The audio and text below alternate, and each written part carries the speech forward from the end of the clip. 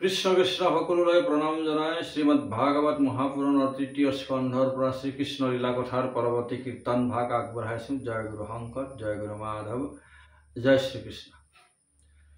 শ্ৰীমন্ত শংকৰ হৰি ভকতৰ জনা যেন কল্পতৰু तान तो बिनाए नहीं नहीं नहीं अमार परम गुरु राम अमार परम गुरु कृष्ण शंकर गुरु हरि राम राम राम। यार आगते ब्रह्मार विभिन्न सृष्टित कि হৈছিলে ब्रह्माय जांघर পৰা নিজৰ জাংঘৰ পৰা অসুৰবিলাকৰ দৈত্যবিলাকৰ জন্ম দিলে। কি দেখে দুষ্ট দৈত্যবিলাকে কি কৰিলে, জন্ম পাই কামত আসক্ত হয়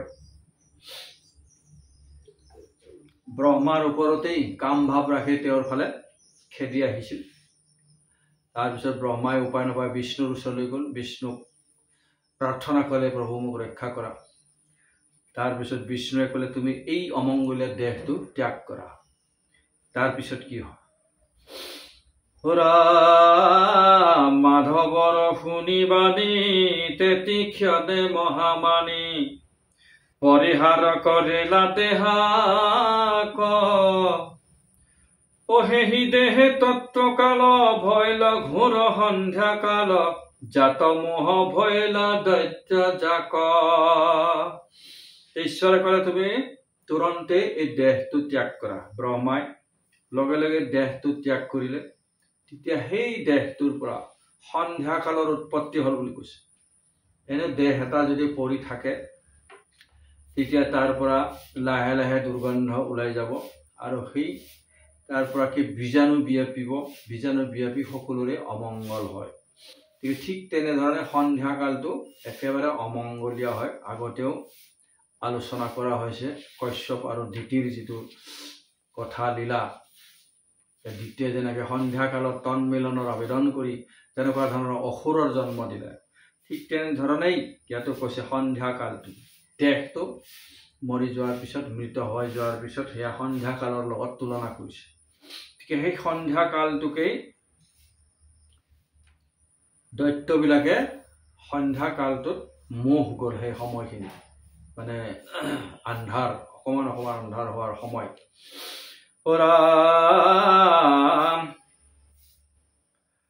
অবেদময় দেহ যিটো ব্ৰহ্মাৰ সদায় আছে, কিন্তু মনৰে সে ভাৱ ছয় কতৱেৰে কতো ধৰে আকৌ দেহ কৰি বুলি পাশক বুজিয়া সেহি ৰয়। ব্ৰহ্মাইতো ব্ৰহ্মত্ব পাইছে, ঈশ্বৰৰ কৃপা পাইছে, সৃষ্টি কৰাৰ আদেশ পাইছে, সৃষ্টি কৰাৰ স্বৰূপ তেওঁ বুজি পাইছে। গতিকে তেওঁৰ দেহটো ঈশ্বৰৰ জ্ঞানেৰে পৰিপূৰ্ণ বেদময় দেহ, কিন্তু তথাপিও তেওঁ একেবাৰে ঈশ্বৰ হৈ যোৱা নাই কাৰণে, ঈশ্বৰতে বিলীন হৈ যোৱা নাই কাৰণে তেওঁৰ মনৰ ভাৱনাবিলাক বিভিন্ন ধৰণৰ হৈ থাকে। অমুক সৃষ্টি কৰিম, তমুক সৃষ্টি কৰিম, তো এনেকুৱা ধৰণৰ কথা কৈছে। কত ধৰণৰ দেহ তেওঁ ধৰে মনেৰে, সুন্দৰ দেহ, কুণ্ঠজ দেহ, দৈবিক দিব্য দেহ, আসুৰিক দেহ, এইবিলাক চব তেওঁৰ মনৰ ভাৱনাৰ কথা কৈছে। মনে যেনেধৰণে সৃষ্টি কৰিবলৈ বিচাৰিছে ঠিক তেনেধৰণৰ ভাৱনাৰ উৎপত্তি। তেওঁক সৃষ্টি কৰিবলৈ দিছেতো, এতিয়া কি সৃষ্টি কৰিম, আগতে কি সৃষ্টি কৰিম, কি সৃষ্টি নকৰিম, এনেকুৱা ধৰণৰ তেওঁৰ ভাৱনাৰ উদ্বেগ। ৰাম পাছে হবে দৈত্য ছয় সেহি সন্ধ্যা কাল কয় স্ত্ৰীমানে কল্পেলা মনত ব্ৰহ্মাক এৰিয়া যায় ভাৰ্যা বুলি ধৰিলে মহাৰংগ কৰিয়া মনত।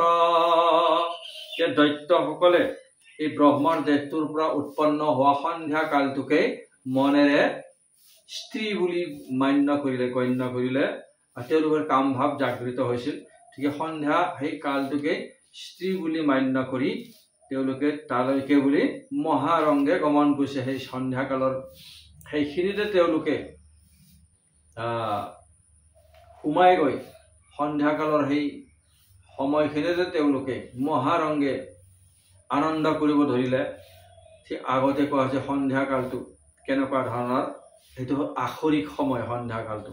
সেইকাৰণে এই সন্ধ্যা কালটোৰ পৰা বাচিবৰ কাৰণেই ঈশ্বৰৰ সেইটো সময়ত ধূপ চাকি জ্বলাই ঈশ্বৰৰ গুণানুকীৰ্তন, শাস্ত্ৰ পঢ়া, শাস্ত্ৰ আলোচনা, ধৰ্ম আলোচনা এইবিলাক কৰি থাকিলে সময়টো সুন্দৰভাৱে সন্ধ্যা কালটো ব্যতীত হয়, আখৰিক সময়খিনি গুচি যায়। নহ'লে মনটোৱে সেই সন্ধ্যা কালত কি কৰে, ক'ত যাওঁ, কি কৰোঁ, কি খাওঁ, কি নাখাওঁ।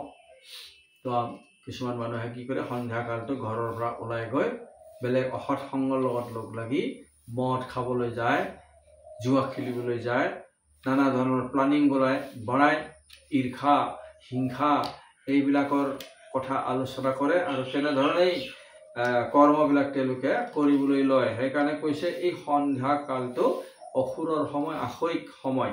গতিকে এই সময়টো সদুপয়োগ কৰিব লাগে, আখৰিক ধৰণে নহয়, দৈবিক ধৰণে সৎভাৱেৰে এই সময়টোক উপয়োগ কৰিব লাগে বুলি কৈছে। দেখি বিধি হাস্য কৰি শৰীৰক শুংগিয়াতি, কাণিতে হমে গন্ধৰ্ব স্ৰজিলা, আনো অপেশ্বৰাগণ সিটো দেহক তেতি ক্ষণ, এৰি ৰংগে তা সম্বাক দিলা। তাৰপিছতে তেওঁ দেহটো বদলি কৰি দিলে। বদলি কৰাৰ পিছত মহাৰংগে সেই দেহটোৰ পৰা সুগন্ধ এটা ওলাই আছিল, নিজৰ শৰীৰটোকে তেওঁ শুঙি তাৰপিছত তেওঁৰ মনেৰে কি কৰিলে, গন্ধৰ্ববিলাকৰ সৃষ্টি কৰিলে। এই যিবিলাক বিদ্যাধৰ গন্ধৰ্ব স্বৰ্গৰ দেৱতাসকলৰ আনন্দৰ কাৰণে গীত গায়, মৃদংগ বজায় বা নাচে অপশ্বৰীগণ, সেইসকলক তেওঁলোকে সৃষ্টি কৰিছে। কৃষ্ণ দেখি বিধি হাস্য কৰি শৰীৰক শুংগিয়াতি, কাণিতে হমে গন্ধৰ্ব স্ৰজিলা, আনো অপেশ্বৰাগণ সিটো দেহতে তীক্ষ্ণ, এৰি ৰংগে তা সম্বাক দিলা। গন্ধৰ্বক সজিলে আৰু অপেশ্বৰা সকলকো সৃষ্টি কৰি সেই দেহটো তাতে এৰি দিলে, অপেশ্বৰা সকলৰ সৃষ্টিৰ কাৰণে। গন্ধৰ্ব, বিদ্যাধৰ, অপেশ্বৰা এইসকল। আৰু অন্তৰ্ধান হৈয়া সাধ্য পিতৃ বহুগণ, সজিলান্ত যত্নে সৃষ্টি কৰ, তব সৃষ্টি বৃদ্ধি নাই মনে বহু চিন্তা কৰি, ক্ৰোধে এৰিলন্ত কলেবৰ। তাৰপিছত তেওঁ অন্তৰ্ধান হ'ল। অন্তৰ্ধান হৈ পিতৃ তাৰ বহুগণ, বহু দেৱতাবিলাকক সৃষ্টি কৰিলে, তেওঁলোকৰ পৰা যাতে আৰু সৃষ্টি আগবাঢ়ে। সেইকাৰণে প্ৰজাপতিবিলাকৰ সৃষ্টি কৰিলে। কিন্তু তেওঁ দেখিলে তেওঁলোকেও কোনো ধৰণৰ সৃষ্টি কাৰ্য কৰা নাই, তেওঁলোকৰ পৰাও কোনো ধৰণৰ সৃষ্টি কাৰ্য আগবাঢ়ি যোৱা নাই। সেইকাৰণে তেওঁ সেই খঙতেই এই দেহটো বাদ দিলে। গতিকে এই দেহটো এতিয়া আৰু নালাগে মোক, ইয়াৰ দ্বাৰা যিবিলাক মই সৃষ্টি কৰিছোঁ তাৰ পৰা চব বিমংগলহে হৈছে, এনেকুৱা ধৰণৰ তেওঁ ভাবি আকৌ তেওঁ সেই দেহটো ত্যাগ কৰিলে কৈছে। তাত হন্তে সৰ্পগণ উপজিলা নানা স্থান, পাছে ব্ৰহ্মাকৃত কৃত্য বাণী, সজিলন্ত মনুষ্য লোক সৃষ্টি প্ৰৱৰ্তক, হবে পৰমধীৰ জ্ঞানী। কিন্তু সেই বহু দেৱতাগণৰ পিতৃ বহু দেৱতাগণৰ সৃষ্টি কৰাৰ পিছত তেওঁ দেখিলে যে সৃষ্টি আগবঢ়া নাই। গতিকে তেওঁ খঙতে সেই দেহটো ত্যাগ কৰিছিল, খঙতে দেহটো ত্যাগ কৰিছিল। আৰু সেই খঙতে দেহটো ত্যাগ কৰাৰ পিছত সেই দেহৰ পৰা কি হ'ল, সৰ্পবিলাকৰ জন্ম হ'ল, সাপবিলাকৰ, সৰীসৃপবিলাকৰ জন্ম হ'ল। আৰু সৰীসৃপবিলাকে কি হয়, সেই সিহঁতে খুব খং উঠে, আৰু সেই ব্ৰহ্মাই খং উঠি পেলাই দেহটো ত্যাগ কৰাৰ ফলত এই সৰীসৃপবিলাক খংযুক্ত হৈ জন্ম হ'ল। ক্ৰোধ, সাপবিলাকৰ সাধাৰণতে বহুত খং থাকে, আৰু সেই সৰ্প জাতিটোৰ সৃষ্টি হ'ল। তাৰপিছত ব্ৰহ্মাই সেইটো ভালহে পাইছে, মানে কৃতকৃত্য হ'ল, মই ঠিকে কৰিলোঁ বুলি ভালে।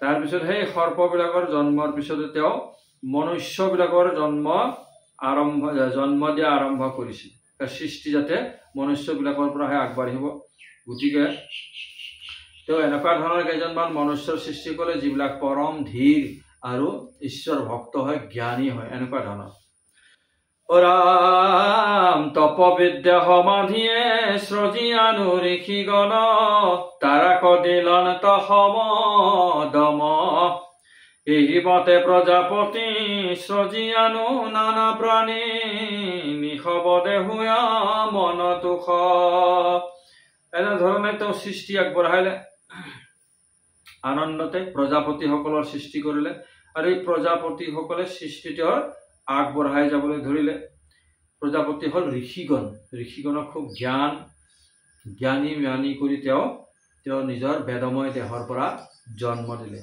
আৰু তেওঁলোকক দিলে সম দম ইন্দ্ৰিয় দমন কৰাৰ যিটো শক্তি মন ইন্দ্ৰিয়ক দমন কৰিব পাৰে সকলোকে সমানভাৱে চোৱা মন ইন্দ্ৰিয়ক দমন কৰি এই নানা ধৰণৰ আসৰিক ভাৱৰ পৰা তেওঁলোক মুক্ত হৈ থাকে মাত্ৰ দৈবিক গুণৰ অধিকাৰী হৈ থাকে আৰু লোক মংগলৰ অৰ্থে তেওঁলোকক জন্ম দিছে তাৰমানে তেওঁলোকৰ দ্বাৰাই জ্ঞানৰ প্ৰচাৰ হ'ব ৰাম শুনিও কহবাহদ তৃতীয় স্কন্ধৰ পদ নিশবদে হুয়া মন দুখ সংক্ষেপ পদত লেখা যিবা কিছু অৰ্থ নাই তাত মোক নিদিবা দুখ গোপাল চৰণ দেৱে শেষত কৈছে তৃতীয় স্কন্ধৰ পদটো মই ৰচনা কৰিছোঁ তাত কিছুমান সংক্ষেপেৰে আলোচনা কৰিছোঁ প্ৰণয়ন কৰিছোঁ তাত যদি কিছু অৰ্থ যদি ওলোৱা নাই তাৰ পৰা তেনেহ'লে মোক দুখ নিদিবা বুলি কৈছে অল্পমতি বুলি মোক দুখ নিদিবা যিখিনি হৰি কথা সেইখিনি ভাল কথাখিনি লোৱা বেয়া কথাখিনিত নলৈ মোক দুখ নিদিবা বুলি কৈছে ইয়াৰ পিছতে দুলৰী গোপাল চৰণৰ দ্বাৰা গুৰু দামোদৰ দেৱৰ মহিমা কীৰ্তন দামোদৰ দেৱ আতৈৰ তেওঁ মহিমা কীৰ্তন কৰিছে ইয়াৰ পিছত সেইখিনি বাৰু আমি আগলৈ শুনিম আজিলৈ ইমানতে সামৰিছোঁ কৃষ্ণ জয় গুৰু শংকৰ